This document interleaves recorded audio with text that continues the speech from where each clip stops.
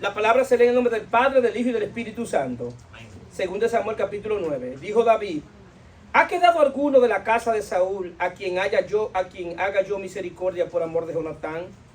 Y había un siervo de la casa de Saúl que se llamaba Siba, el cual llamaron para que viniese a David. Y el rey le dijo: ¿eres tú, Siba? Y él le respondió: tu siervo. El rey le dijo: ¿no ha quedado nadie de la casa de Saúl a quien haga yo misericordia de Dios? Y Siba respondió al rey: aún ha quedado un hijo de Jonatán, lisiado de los pies. Entonces el rey le preguntó: ¿dónde está?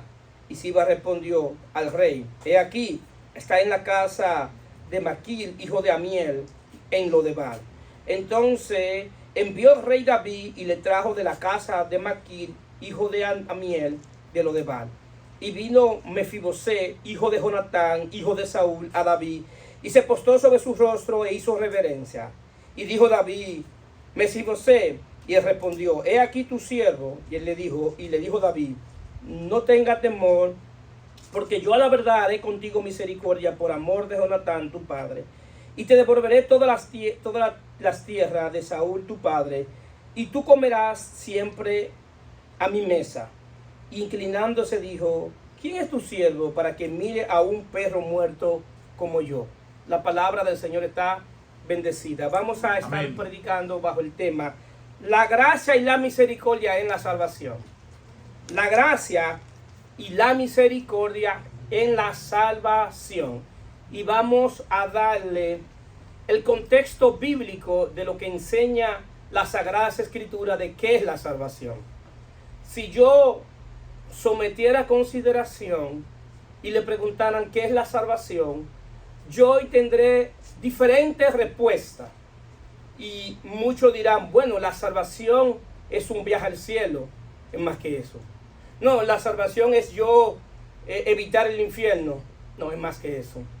La salvación en Cristo Jesús es una salvación plena, que la etapa final de la salvación es cuando partamos de este mundo, pero que tengamos la capacidad de disfrutar la salvación aquí y ahora mientras estemos en la tierra. ¿Cuánto lo creen? Amén. Si la salvación es bien amplia, tiene aspecto bien amplio, entonces la salvación es por gracia. Y cuando hablamos de la gracia y la misericordia en la salvación, la gracia es el regalo que Dios te da, que tú no te mereces, también llamado también un don de Dios, porque de Dios es que fluye la gracia.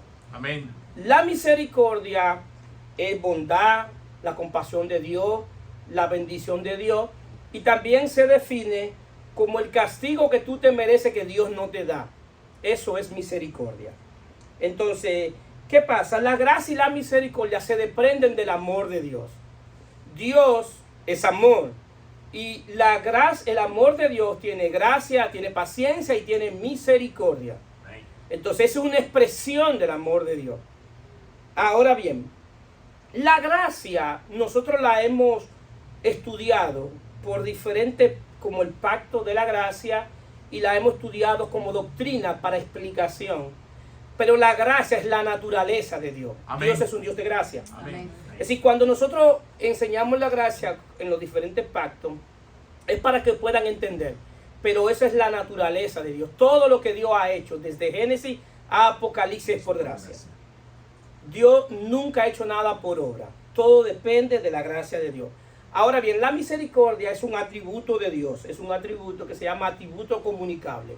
Dios tiene dos tipos de atributos, que podemos decir que son cualidades: atributos comunicables y atributos no comunicables. Ahora bien, en lo comunicable, Dios es un atributo de Dios. Ahora, ¿qué hace que ese atributo sea comunicable? Que Él se lo comunica a todo aquel que tiene un pacto con Él.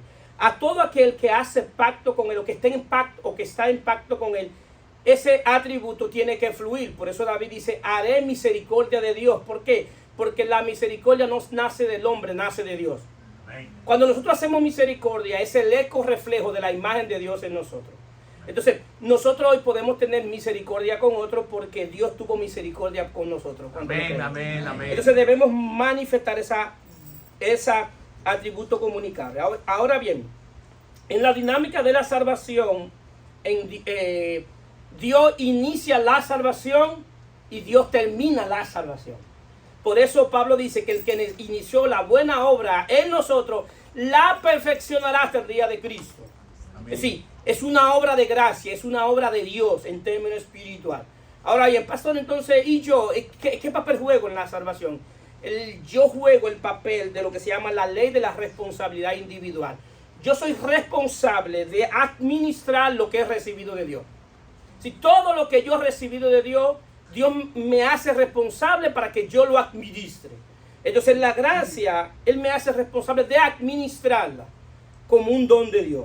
Entonces ahora bien, nosotros tenemos que ser coherentes con lo que Dios ha revelado. Ahora yo quiero irme al Antiguo Testamento para que podamos ver la salvación desde el Antiguo Testamento. Como dije anteriormente, Cristo era el misterio que estaba escondido en el Antiguo Testamento. Estaba escondido a manera de tipo, de sombra y de figura. Ahora, quien le da luz al Antiguo Testamento es el Nuevo Testamento, porque desde el Nuevo Testamento vemos el Antiguo Testamento con la luz de Cristo y podemos ver lo que Dios está revelando en las Sagradas Escrituras. Si esta historia no está por el simple hecho de estar, esta historia está revelando la obra de salvación en Cristo. Entonces, es la historia de Mefibosé. Mefibosé, el nombre significa vergüenza desechada, desgracia olvidada. Y nosotros sabemos que Mefibosé era hijo de Jonatán y era nieto de Saúl. Ahora bien, el calificativo que se le da a él, a Mefibosé, es que era nieto de Saúl y que era lisiado de los pies. Lo que lo identificaba delante de la gente es que era lisiado de los pies.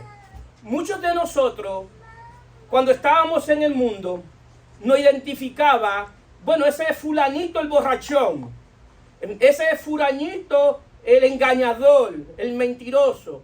Y muchas veces los calificativos que nos lo dan porque lo que manifiesta nuestra alma, eso es lo que la gente conoce de nosotros. Entonces, a él lo conocían porque era lisiado de los pies. Mefibosé quedó lisiado de los pies porque cuando la nodriza escuchó la noticia de que Saúl y Jonatán habían muerto en la batalla, ella lo dejó caer y quedó lisiado de los pies y tuvo que huir a lo demás. Ahora, ¿por qué ella tiene que huir? Porque según la cultura de aquellos tiempos, David debía terminar y matar a todos los descendientes de Saúl. No podía quedar nadie vivo de los descendientes de Saúl porque era una amenaza para el rey. Y en cualquier momento podía volver al reinado por la descendencia en el reinado. Entonces él debía morir. Entonces, ¿qué pasa? Él se va a Lodebar. Lodebar significa lugar sin pasto, lugar desolado. Simboliza el dolor, la miseria, la tristeza, oscuridad, soledad, desesperanza de los que no tienen fe. Si nosotros nos damos cuenta quién era Mefibosé, Mefibosé es una radiografía de nosotros cuando estábamos en el mundo sin Cristo. Todos nosotros éramos Mefibosé y todos nosotros estábamos lisiados de los pies y no podíamos caminar. Y estábamos en el mundo y estábamos lejos de Dios. Y lo peor de todo era que estábamos sin fe y esperanza. Porque el pacto que Dios tenía era con el pueblo de Israel. Amén. Entonces nosotros los gentiles no había esperanza para nosotros. Pero bendito sea Dios en Cristo. Amén. Que en Cristo ya tenemos esperanza. Amén. Que Amén. En Cristo ya tenemos fe. Bendito sea su nombre. Amén. Entonces todos nosotros éramos Mefibosé. Ahora en 2 Samuel 9:1 David habla y dice: ¿ha quedado alguno de la casa de Saúl a quien haga yo misericordia por amor a Jonatán? Y está haciendo referencia, y David se está recordando de un pacto que había hecho David con Jonatán. Y el pacto consistía en que David, el que muriera primero, el segundo, iba a proteger la familia de ese segundo. Le iba a dar cobertura, le iba a alimentar, lo iba a proteger. Un pacto que Mefibosé estaba disfrutando, que él no tenía que ver nada con ese pacto. Él ni siquiera entendía y sabía cómo estaba estipulado el pacto, cuál era el fundamento del pacto. Lo más difícil que se le hace entender a la gente es el pacto de la gracia, porque no ha entendido cuál es el fundamento del pacto de la gracia, y ese fundamento no tiene que ver contigo. El fundamento del pacto de la gracia, que es el pacto de la redención, es un pacto entre el Padre y el Hijo desde lo eterno. Amén, aleluya. Donde el Padre se compromete a salvar a todos aquellos que crean en el Hijo. Amén, aleluya. Si es un pacto que no es conmigo, es Padre, Hijo y Dios Padre y Dios Hijo. Entonces, ese pacto es el pacto de la redención. Y a eso es que está haciendo referencia este texto. Amén, entonces, aleluya. Ahora vemos qué hace David para incorporar a Mefibosé en ese pacto, para hacerlo beneficiario de ese pacto. Envía a una persona, envía a Siba, pero lo envía para convencerlo de que el rey lo estaba llamando para hacer misericordia. Amén, aleluya. Ahora bien, eso es lo que dice Jesús en Juan 16:7. Pero yo digo la verdad, os conviene que yo me vaya, porque si no fuese, el Consolador no vendría a vosotros, mas si me fuese, os enviaré. Y cuando Él venga, convencerá al mundo de pecado, de justicia y de juicio. De pecado por cuanto no creen en mí, y de justicia por cuanto ora al Padre y no me veréis más. Y de juicio por cuanto el príncipe de este mundo ha sido ya juzgado. Lo mismo que hace David, que envía a Siba para convencer a Mefibosé de que el rey lo estaba llamando, es lo mismo que hace el Espíritu Santo, nos convence de pecado, y del pecado que nos convence es del pecado de la incredulidad, de no creer en Jesucristo. Que es lo que se llama el pecado actual. Existe el pecado original por causa de la caída, por causa de Adán. Eso es lo que se llama el pecado original. Pero también existe lo que se llama el pecado actual. Y el pecado actual es rechazar a Cristo. El que rechaza a Cristo no necesita que yo lo condene, ya él está condenado. Porque rechazó a Cristo. Por eso, del pecado que el Espíritu Santo te convence, no de que tú eres adulto, no es que tú eres fornicario, no que tú eres mentiroso. Del pecado que te convence es que tú no has creído en Jesucristo. Aleluya. Entonces te convence del pecado de la incredulidad, pero también te convence de justicia. De justicia te convence, te hace entender y saber que el único que se ha encontrado, el único que es justo es nuestro Señor y Salvador, amén, Jesucristo. Que por eso que solamente en Él hay salvación, porque nos convence que el único que ha pisado esta tierra es Jesucristo como una persona justa. Y nos convence de juicio es que ya el príncipe de este mundo ya ha sido juzgado. Es decir, que ya el enemigo de nosotros no tiene nada en nosotros, no tiene suerte con nosotros, y se le anuncia de que el tiempo se le acabó. Porque si Él no pudo acabar con nosotros cuando estábamos en el mundo, menos ahora que estamos bañados por la sangre de Cristo. Amén, aleluya. Él no tiene ningún derecho legal sobre nosotros, porque el acta que no era contraria en las tinieblas se le arrebató y fue colgada triunfantemente en la cruz del Calvario. Amén, es el acta de libertad. Esa acta que Adán le entregó en el Edén, Jesucristo se la arrebató al diablo y la clavó triunfante en la cruz del Calvario. Amén, es decir, que no tenemos que tener miedo del enemigo, ni de lo que ellos hagan, ni de lo que ellos maquinen. ¿Por qué? Porque es más fuerte el que está con nosotros que el que está en contra de nosotros. Amén, aleluya. Entonces, eso nos tiene que dar tranquilidad y tiene que llevarse todo el temor. Entonces, ¿qué pasa? Y vino Mefibosé, hijo de Jonatán, hijo de Saúl, a David, y se postró sobre su rostro e hizo reverencia. Y dijo David, Mefibosé, y él respondió, he aquí tu siervo. Y él le dijo David, no tengas temor, porque yo a la verdad haré contigo misericordia por amor de Jonatán tu padre, y te devolveré toda la tierra de Saúl tu padre, y tú comerás siempre a la mesa. Él se postró. Era sinónimo de adoración. Cuando alguien iba a adorar una deidad en el Antiguo Testamento, se postraba. ¿Por qué? Porque postrarse es la manifestación de lo que tú tienes en el alma. El alma se manifiesta o se expresa a través del cuerpo. Y lo que hay en el alma es lo que tú manifiestas. Aleluya. Una de las peores esclavitudes que puede tener el ser humano es no poder adorar. Porque las situaciones que hemos vivido y como hemos estado entregados al pecado antes de estar en Cristo y la mala experiencia de la vida han golpeado tanto a nuestra alma y han provocado tanto dolor que el hombre pierde la capacidad de adorar. Y cuando pierde la capacidad de adorar, pierde la capacidad de servirle a Dios. Y pierde la capacidad, muchos cristianos, de no disfrutar su salvación. Porque si usted me pregunta, pastor, ¿para qué Dios me salvó? Dios te salva para que de ahí en adelante tú vivas para la alabanza de su gloria, de su gracia en Cristo Jesús. Amén. Amén. Aleluya. Para glorificarlo y exaltar su nombre todos los días de tu vida.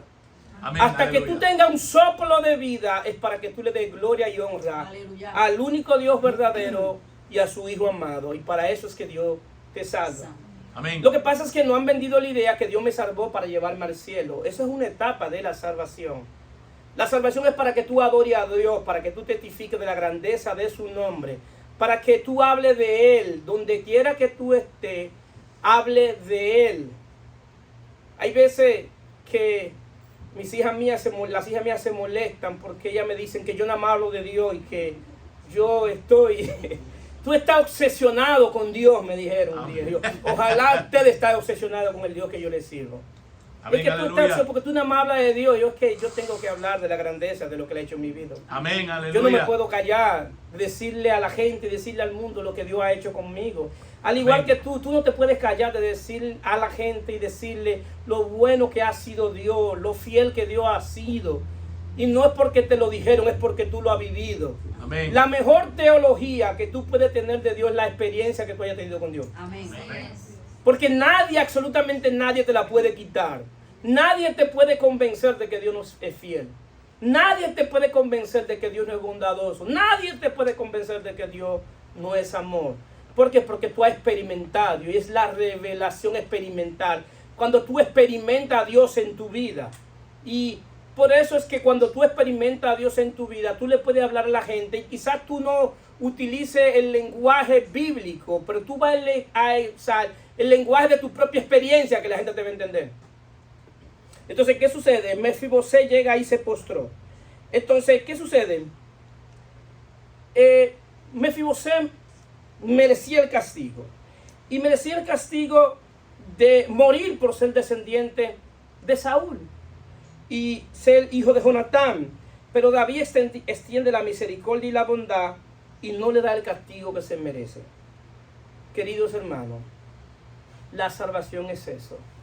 Que cuando Dios te encuentra, Dios en vez de darte el castigo que tú te mereces por todo lo que tú has hecho, por todo lo que tú has vivido, por no darle gloria a Él, tú te mereces el castigo, porque la paga del pecado es la muerte.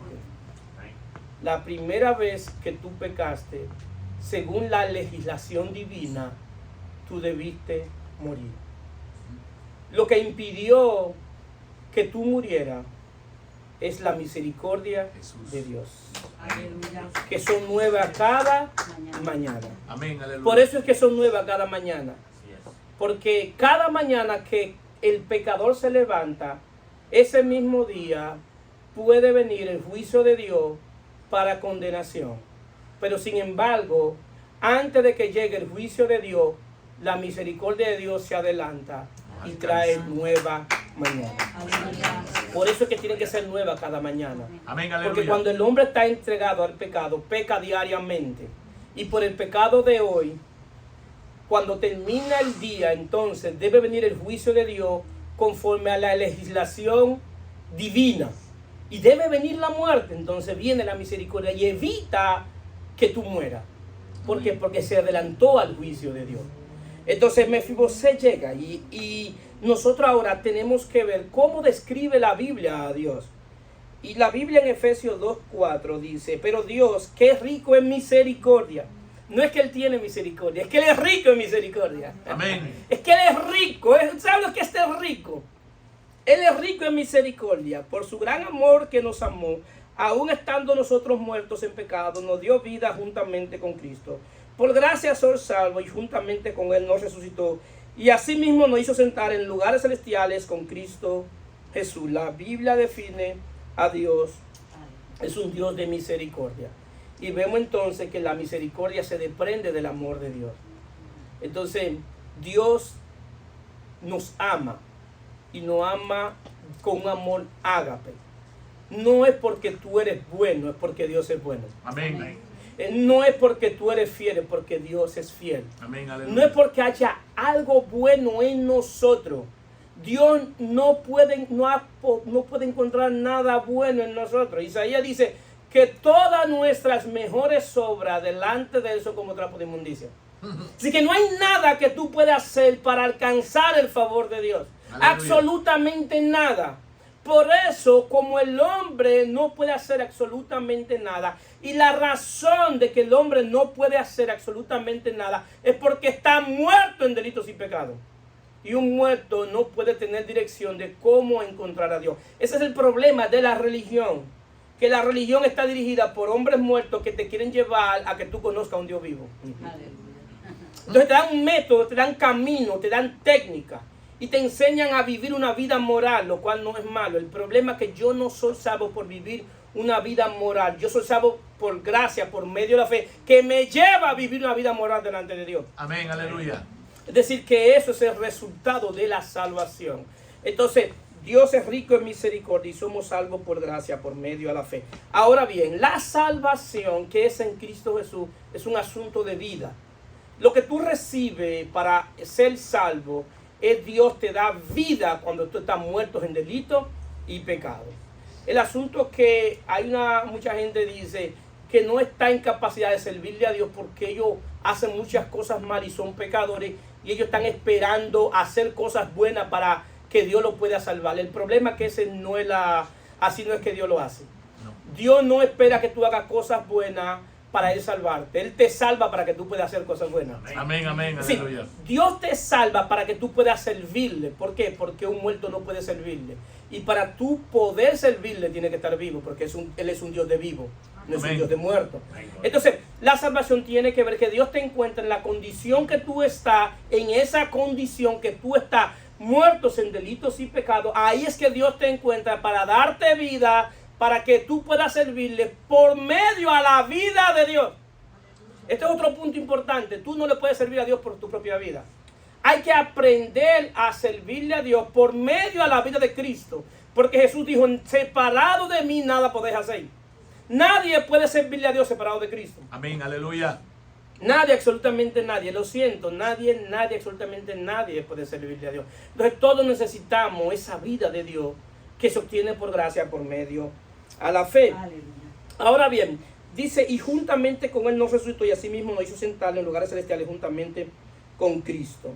Entonces, entender la salvación y entender la cruz es algo fundamental para tener plenitud en el entendimiento de qué es la salvación. Mucha gente no entiende por qué Jesús tiene autoridad para salvarnos. Y tiene que entender lo que se llama la ley de la representatividad. Jesús fue nuestro representante. Era 100% Dios y 100% hombre. Jesús es el mediador entre Dios y los hombres y no hay otro mediador. Solamente hay un mediador entre Dios y los hombres, Jesús hecho hombre. Entonces, ¿qué sucede? Él era un mediador. Y vino, ahora bien, Job, en Job 9 se encuentra con esta disyuntiva. Cuando Job tiene el problema, Job dice una palabra. Y cuando Job le habla a Dios, le dice, aquí entre tú y yo hay un problema. Que yo soy hombre y tú eres espíritu. Aquí se necesita alguien que medie entre tú y yo. Y yo veo para todos lados y no hay un mediador. Yo necesito a alguien que medie. Alguien que sea 100% Dios, que sea como tú, y que sea 100% hombre para que sea como yo, para que tú sientas lo que yo estoy viviendo y yo poder entenderte. Job estaba apelando a un mediador de tipo, sombra y figura de Cristo. Amén. Estaba apelando a Jesús, que era 100% Dios y 100% hombre. Y como Dios le hablaba a los hombres para que se arrepintieran. Pero el hombre no podía hacer nada por Dios porque estaban muertos en delito y pecado. Entonces, Jesús viene como representante. Jesús no estaba representando, estaba representando la raza humana. La primera vez que hay un hombre que representa la raza humana es Adán. Adán es la cabeza representativa de la raza humana, de la primera creación. Dios solamente tiene dos creaciones. La primera creación en Adán y la segunda creación es en Cristo. Adán es el representante de la raza humana. Como Adán cayó, toda la raza humana cayó. ¿Por qué? Porque él era nuestro representante. Por eso Jesús es llamado el postrer Adán, que es el segundo representante. Ahora bien, asimismo como Adán cayó, todos caímos por causa del pecado, por causa de la justicia de Cristo somos vivificados por medio a la fe. Ahora, todo lo que Cristo conquistó en la cruz del Calvario, porque me estaba representando a mí y te estaba representando a ti, tenemos derecho legal. Para poder entender la ley de la representación, tenemos que entender la batalla de David y Goliat. David representaba al pueblo de Israel, Goliat representaba al pueblo de los filisteos. Cuando David ganó, celebró todo el pueblo de Israel. Pero un momento, ¿cómo ustedes están celebrando?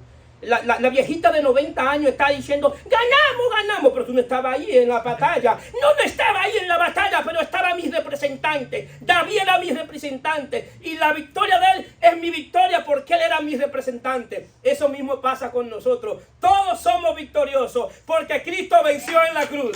Amén, amén, amén. ¿Por qué? Porque él fue nuestro representante. Ahora, todo lo que él recibió, del parte del Padre, ahora nos toca a nosotros como derecho legal. Por eso es que este pacto es el pacto de los hijos, y es el pacto de los hijos maduros, que llegan a tener pleno entendimiento de qué es la salvación. Entonces ahora Jesús, como nuestro representante, ¿qué hace? Bueno, ahora nosotros somos salvos porque mi representante me salvó. Porque él fue a la cruz y murió por mí. Y yo estaba en la cruz porque mi representante estaba ahí. Pero no solamente nosotros estábamos en la cruz. También estuvimos en la sepultura. Pero no solamente en la sepultura, también resucitamos. Por eso Romanos 6 dice que fuimos sepultados, morimos juntamente con él. Y fuimos sepultados juntamente con él. ¿Para qué? Para que andemos en vida nueva. ¿Por qué? Porque como mi representante venció y como él me otorgó los méritos que él obtuvo, entonces ahora nosotros podemos andar en vida nueva. Amén, aleluya. ¿Por qué? Porque fuimos bautizados en Cristo. Y el bautismo que habla Pablo en Romanos 6 no es el bautismo en agua, está hablando del bautismo en el cuerpo de Cristo por el Espíritu, que es cuando el Espíritu viene a ti por medio a la fe. Entonces ahí tú eres bautizado en el cuerpo de Cristo en términos espirituales. Entonces, ¿qué sucede? Habla de que fuimos sentados juntamente con él. La Biblia está escrita en un lenguaje de hombre. Dios, para que podamos entenderlo, utiliza lenguaje de hombre. Dios es un espíritu. Y lo que está hablando, que estamos sentados juntamente con él, es que ya él reposó de la obra que hizo. Lo que él está diciendo, que la obra que hizo fue perfecta, que a esa obra no hay que hacerle nada, que él se sentó a reposar de su obra, que ya la obra de Cristo en la cruz fue perfecta y ya, ahora lo que me corresponde a mí es creer en esa obra, creer en lo que él hizo, creer que esa obra fue perfecta y que todo lo que yo he recibido ahora es por gracia, por creer en el que hizo la obra. Es decir, la salvación es por gracia, pero depende de una obra. El asunto es que la obra no la hicimos nosotros, la obra la hizo él. Bendito sea su nombre. La obra la hizo, ahora yo debo creer en esa obra. El asunto es que mucha gente cuando le dicen de reposo, le creen que entiende que es que no hacen nada. No. Eso no es el reposo de Dios. El reposo de Dios es creer en lo que él hizo, en lo que él ha dicho. Por eso en Hebreos 4 dice que nosotros debemos confiar en el reposo de él, en lo que él hizo, en lo que ya está consumado, en lo que ya está terminado. En eso yo debo creer. Yo debo creer que ya Cristo es suficiente para salvarme por medio de la fe. Amén. Porque la obra está completa. Si ya yo no tengo que hacer una obra para ser salvo, las buenas obras que yo puedo hacer ahora es el resultado de la salvación. Sí, fuimos salvos para andar en buenas obra como resultado de la salvación. Ahora, ¿qué es lo que pasa ahora entonces con Mefibosé? Que Mefibosé es sacado de Lodebar al palacio del rey. Y es lo mismo que pasa con nosotros. Colosenses 1:13 dice: el cual nos ha librado de la potestad de la tiniebla y trasladado al reino de su Hijo amado, en quien tenemos redención por su sangre, perdón de pecados. Es decir, que la salvación, Dios me saca de las tinieblas, de donde yo vivía, de donde yo operaba, donde opera el enemigo, donde opera el diablo, que es en la ignorancia, en la oscuridad. Y Él me saca de ahí y me lleva al reino de su Hijo amado. Las reglas y las leyes en el reino del Hijo de Dios son diferentes a las que yo utilizaba en el mundo. En el mundo quizá yo para obtener dinero hacía cualquier cosa para obtener dinero. Yo ahora necesito saber y entender que en el reino de Dios yo debo aprender a tener dependencia de Dios. Amén, aleluya. Él es mi suplidor. Él es tu suplidor. Si tú no dependes de un empleo, tú dependes de Dios. El empleo es el medio que Dios utiliza para suplirte. Entonces ahora yo necesito aprender a depender de Él, de lo que Él quiere hacer conmigo, a donde Él me quiere llevar. Entonces la regla es diferente. Había un problema grande con Mefibosé, que era que aunque fue sacado de Lodebar no había salido de su mente. Él estaba en el palacio del rey y todavía estaba pensando que vivía en Lodebar. Porque él le da una respuesta y dice, inclinándose dijo: ¿quién es tu siervo para que mire a un perro muerto como yo? Mefibosé ni siquiera se consideraba un perro vivo, porque por lo menos un perro vivo puede quedar en la casa. Ni siquiera se consideraba que podía ser un buen amigo, porque el mejor amigo del hombre es el perro. Amén, aleluya. Mefibosé se consideraba un inservible, un inútil. Ahora, ¿qué llevó a Mefibosé todavía pensar como que vivía en Lodebar estando en la casa del rey? Bueno, queridos hermanos, eso pasa muchas veces con nosotros como cristianos y como hijos de Dios. Que nos han sacado de Lodebar, nos han sacado de las tinieblas, el reino de su Hijo amado, y todavía en nuestra mente está Lodebar. Y todavía pensamos como que vivimos en Lodebar. El problema de Mefibosé, él había recibido el perdón de Dios, el perdón de David. Y es lo mismo que el día que yo soy salvo recibo el perdón divino, el perdón de Dios. Y el perdón de Dios, cuando Isaías sube al tercer cielo, que se considera que no es digno estar en la presencia de Dios, le pasan un carbón encendido en señal de limpieza. Porque el perdón divino no te deja donde tú estás, te lleva a otro estado, a vivir una vida para Él. El perdón divino debe cambiar todo nuestro ser. Y la experiencia del pasado que tuvo Mefibosé lo llevaban a entender que él no tenía valor. Mefibosé quizá dice cuando se veía lisiado y decía: quien me debía amar y quien debía cuidarme no me cuidó. Y como la que me debía cuidarme no me cuidó, yo estoy en esa condición. Porque mi familia confiaron en alguien que no podían confiar y yo estoy en esa condición por culpa de otro. Y eso hizo un efecto en Mefibosé, la experiencia del pasado. Bueno, eso mismo pasa con nosotros. Que las malas experiencias del pasado hacen que nos sintamos como un perro muerto. Y entonces nosotros tenemos esa condición en el alma y eso es lo que manifestamos y eso es lo que hablamos. Es decir, la fe tiene un componente importante. Es creer, pero también es hablar lo que tú crees. Amén. Por eso con el corazón se cree para justicia, pero con la boca se confiesa para salvación. Tú necesitas confesar lo que Dios ha dicho. Tú necesitas un lenguaje de fe. Aleluya. Aunque yo esté enfermo, yo debo declararme sano en el nombre de Jesús.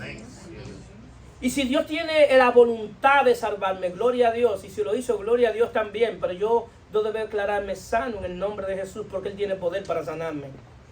Es decir, yo no puedo verme en la condición que está. Yo necesito comenzar a verme como Dios me ve. Él tenía que comenzar a verse como David lo estaba viendo. David lo estaba viendo con misericordia. pero también lo estaba viendo con gracia porque lo estaba invitando a sentarse en la mesa del rey. No es lo mismo comer de la mesa del rey que sentarse con el rey. No es lo mismo cuando tú le llevas una comida a alguien, a un lugar que tiene que llevársela, que ese alguien te dice, ven a comer a mi mesa. Eso está hablando intimidad, eso está hablando comunión. Entonces muchas veces Dios te sentó en lugares celestiales juntamente con Cristo. Ahora tú tienes que verte como Dios te ve y Dios te mira con ojos de misericordia y gracia. Amén, aleluya. Tú no puedes seguirte viendo como lo que tú eras. Lo que pasó ya pasó. Tú debes caminar hacia adelante. Debes extenderte y olvidar lo que pasó y caminar hacia adelante al supremo llamamiento que es en Cristo Jesús, Señor nuestro. Amén. Amén. Si el peor enemigo de nosotros no es el futuro, es el pasado. Porque si el pasado está vigente en mí, entonces yo estoy comprometiendo mi futuro. No hay nadie que pueda tener un futuro glorioso si tiene un futuro embargado, un pasado embargado. ¿Cuántos lo creen? Entonces yo necesito liberarme de mi pasado. Mi alma necesita ser libre. Debe ser libre.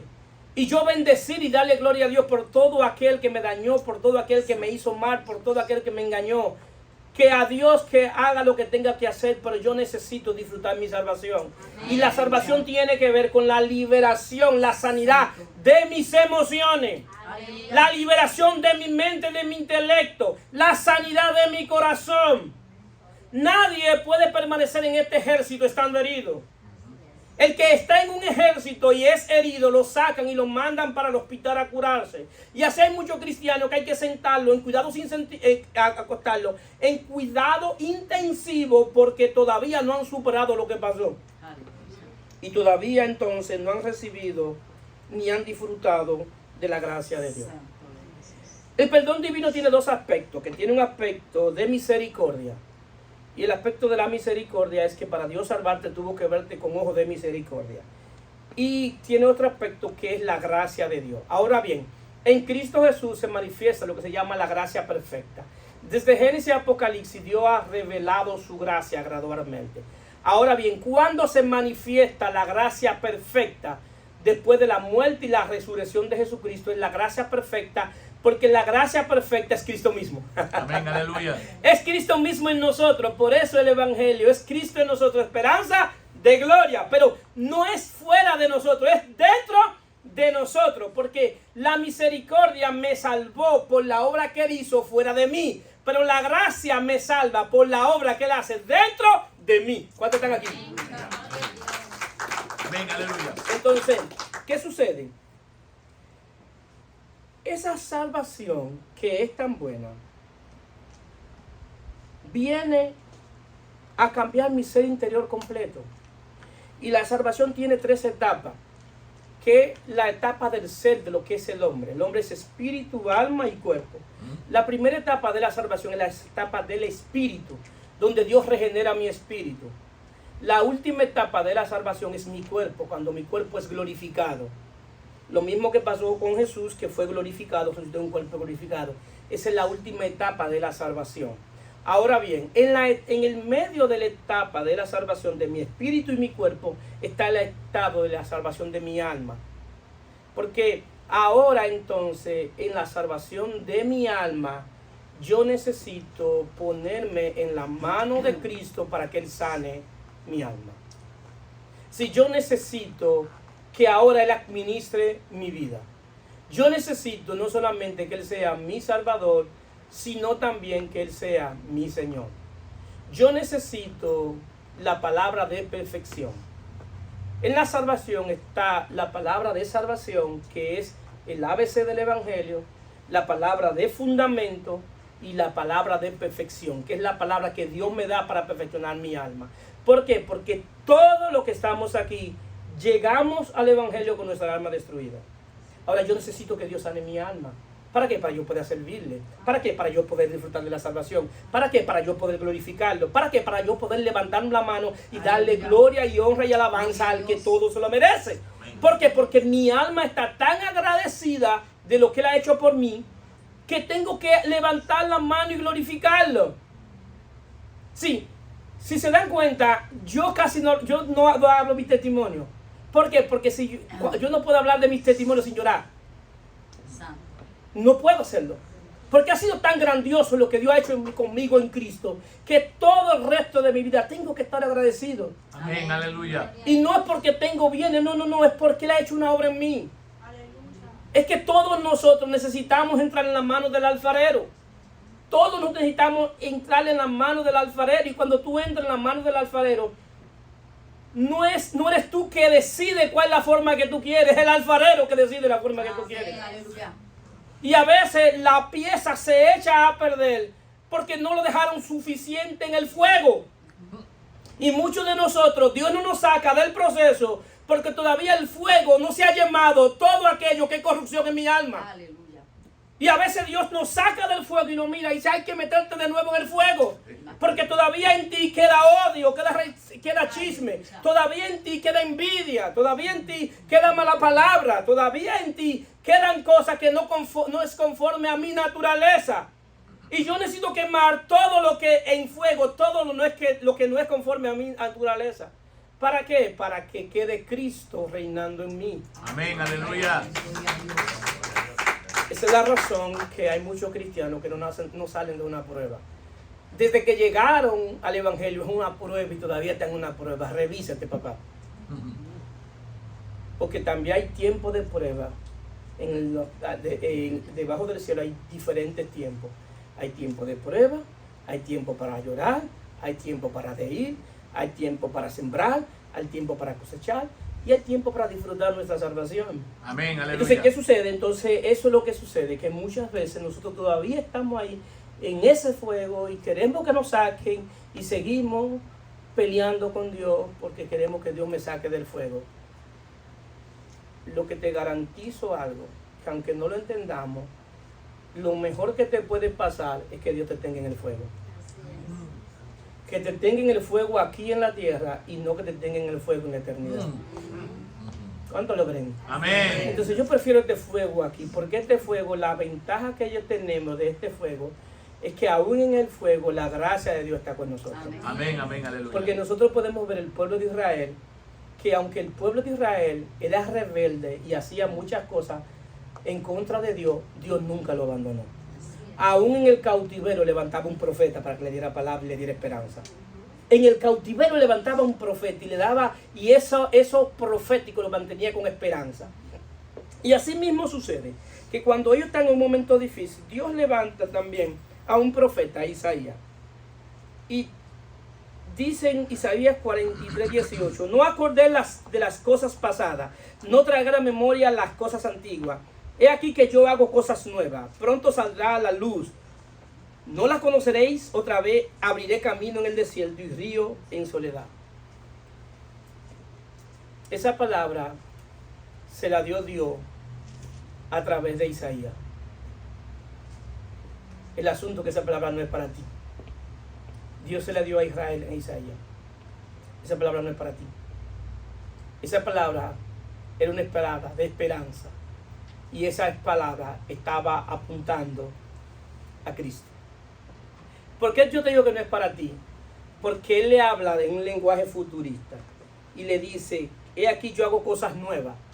Si tú estás en Cristo, Dios no va a hacer cosas nuevas en ti. Ya Dios hizo nuevo tu espíritu, tu alma y tu cuerpo. Te dio en la salvación un nuevo espíritu, una nueva mente y un nuevo corazón. Lo que tú necesitas es aprender qué es lo que tú tienes en Cristo. Tú tienes un nuevo espíritu y tienes una nueva mente. Tú tienes la mente de Cristo y tienes un corazón diferente.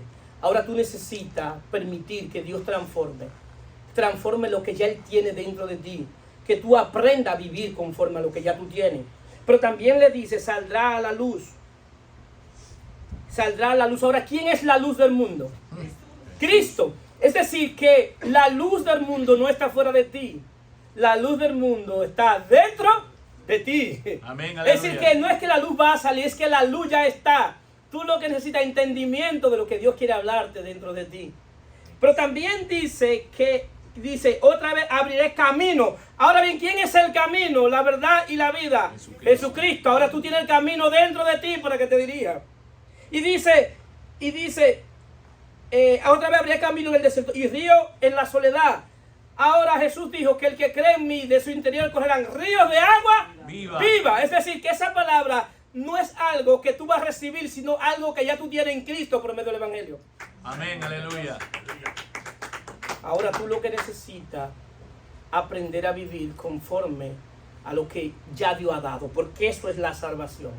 La salvación es que Dios te da vida, pero esa vida también es luz. Dios te da entendimiento por medio de su espíritu, pero también el río simboliza, esa agua del río simboliza la palabra. Es decir, que todo eso estaba ahí, está dentro de nosotros. Entonces, ¿qué pasa? Muchas veces nosotros estamos en expectativa de lo que vamos a recibir de Dios y no apreciamos lo que ya tenemos. Eso pasó con Mefibosé. Mefibosé todavía se consideraba un perro muerto. Sin embargo, ya le había sido perdonado y estaba en la casa del rey. Eso pasa con nosotros. Hemos sido perdonados, hemos recibido el perdón divino y todavía estamos pensando que estamos en el mundo. Entonces ya no estamos en el mundo, ahora estamos en el reino de Dios. Entonces, ¿qué sucede? Mefibosé necesitaba entender que en su vida Dios estaba haciendo cosas nuevas. Y así mismo como nosotros, Dios está haciendo cosas nuevas. Es decir, la idea de esto es que tú no traigas a memoria lo que ya pasó. No podemos resolver el pasado pensando en lo que pasó.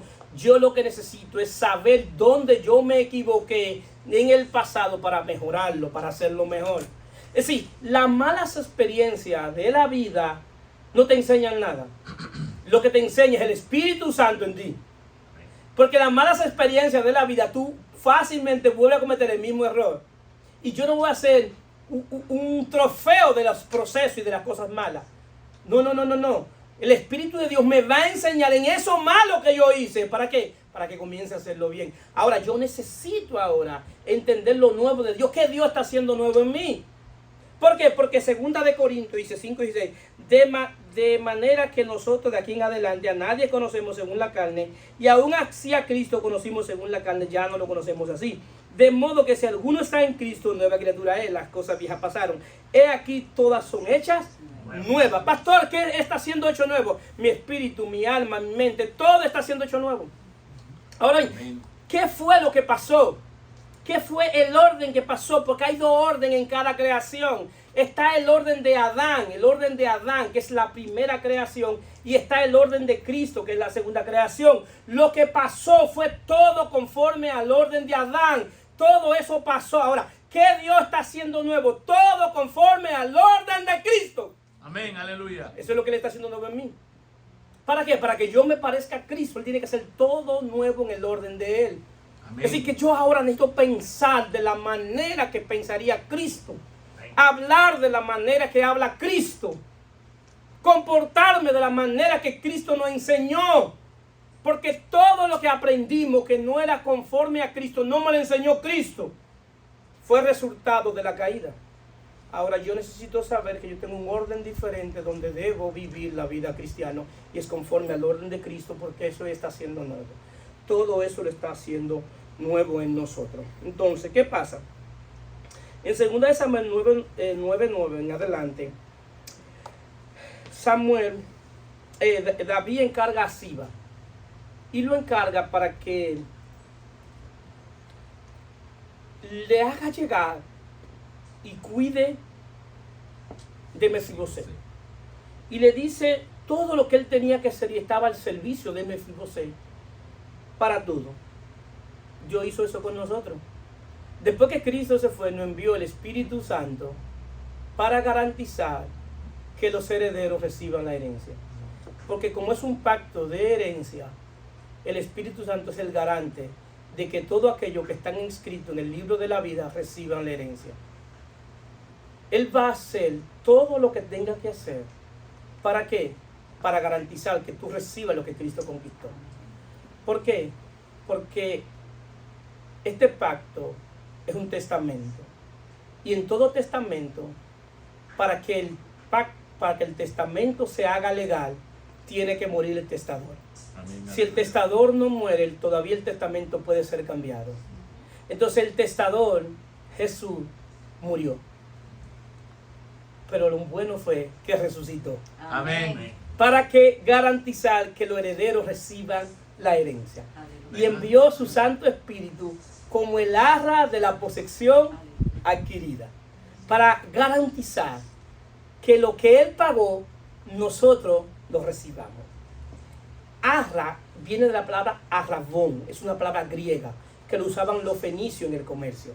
Y los fenicios utilizaban esta palabra porque cuando ellos iban a un lugar y veían una mercancía, había dos maneras que se podía utilizar la palabra arrabón.